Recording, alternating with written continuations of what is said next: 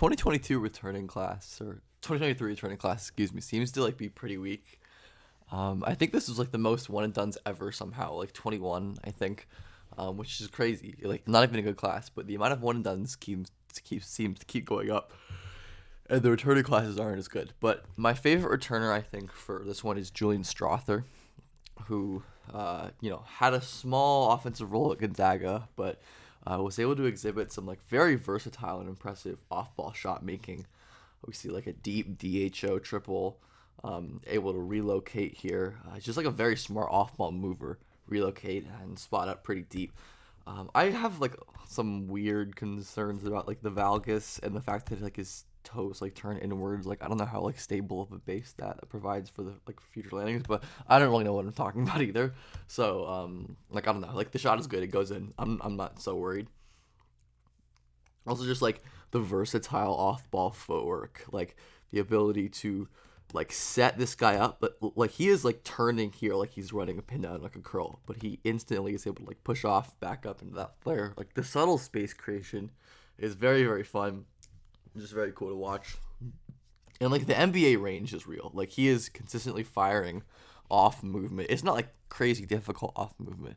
It's still off movement at that size, for a guy, at his stature. And like the shot making is very impressive. A lot of 3-point attempts, a lot like really good at long twos, just in general. And like his company is very nice. Like he could be like a pretty awesome like big shot maker. Like you see a lot of these guys are either like Jabari is a great prospect, like stars like PG, like really good players like McHale, or like even guys like Harrison Barnes, Cam Johnson, Kevin Herter, who are just like very solid like wing shooters and guys who are probably worth like lottery-ish picks. Sadiq Bey even maybe on like a redraft or something, like Dylan Brooks as well.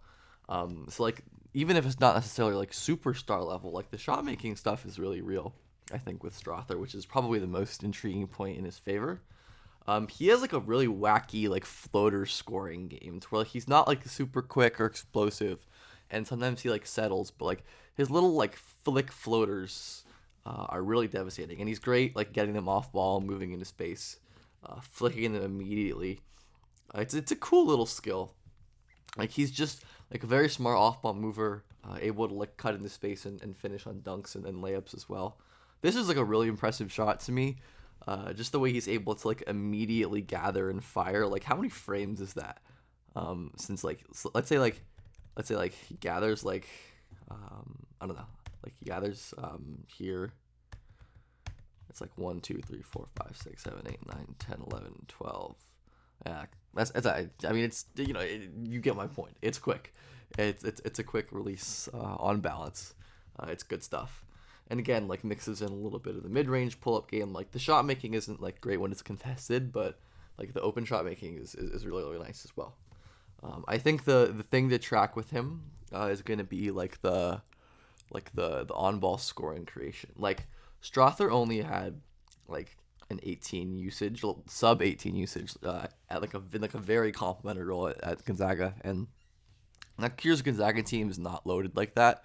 Like they are pretty weak, honestly. Like I'm not even sure exactly who they have. Like Nolan Hickman, Hunter Salas, Ben Gregg, a bunch of like rising kind of guys who are maybe like gonna be contributors, or maybe they won't.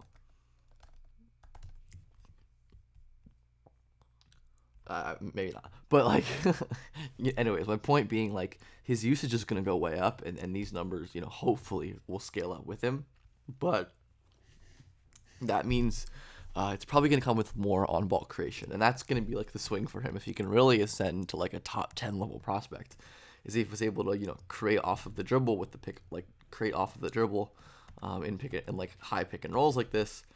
Again, watch the little like jump stop flick floater. It's just like a beautiful shot, which is gonna be like pretty hard to guard at his size. Again, someone who's able to run off pick and rolls and finish in the paint. Like really wacky touch there as well. The touch is awesome.